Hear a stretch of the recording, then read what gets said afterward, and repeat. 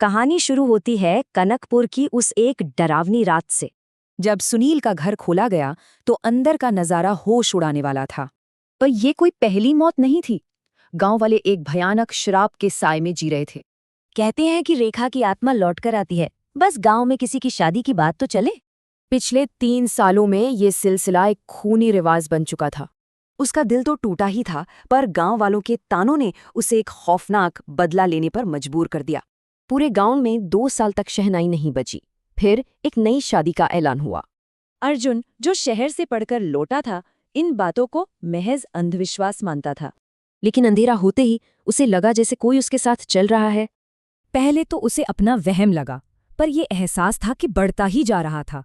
और तभी एक पुराने पेड़ के नीचे वो खड़ी थी। और जब उसने अपना घूंघट उठाया, वो नज़ारा देखकर अर्जुन के होश उड़ गए। उसकी आवाज में जरा भी कपकपाहट नहीं थी, बस एक ठंडा पक्का इरादा। वो किसी तरह भागकर घर तो पहुंचा, पर उसकी गर्दन पर निशान साफ थे। शादी का दिन था, माहौल में जश्न था, लेकिन सबके दिलों में एक खौफ भी था। जैसे ही रस्में शुरू हुई, एक बर्फीली हवा चली और मंडप में सन्नाटा छा गया। अचानक बत्तियां चली गईं और उस अंधेरे में एक औरत की हंसी गूंजी। ये रेखा की हंसी थी। वो आ चुकी थी। पलक झपकते ही अर्जुन मंडप से गायब था। अगली सुबह उसकी लाश गांव के तालाब में तैर रही थी। तांत्रिक ने कहा, उस आत्मा को शांति देने का बस एक ही तरीका है। रेखा की दुल्हन बनने की अधूरी इच्छा पूरी करनी होगी एक प्रेत विवाह से।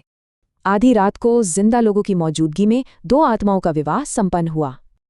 आग में विलीन होने से पहले रेखा की आत्मा ने रिया से कुछ कहा। और उस रात के बाद कनकपुर के श्राप का अंत हो गया। गांव में फिर से शादियां होने लगी। रेखा की कहानी ये सोचने पर मजबूर करती है, क्या टूटे दिल की कसम मौत के बाद भी पीछा नहीं छोड़ती।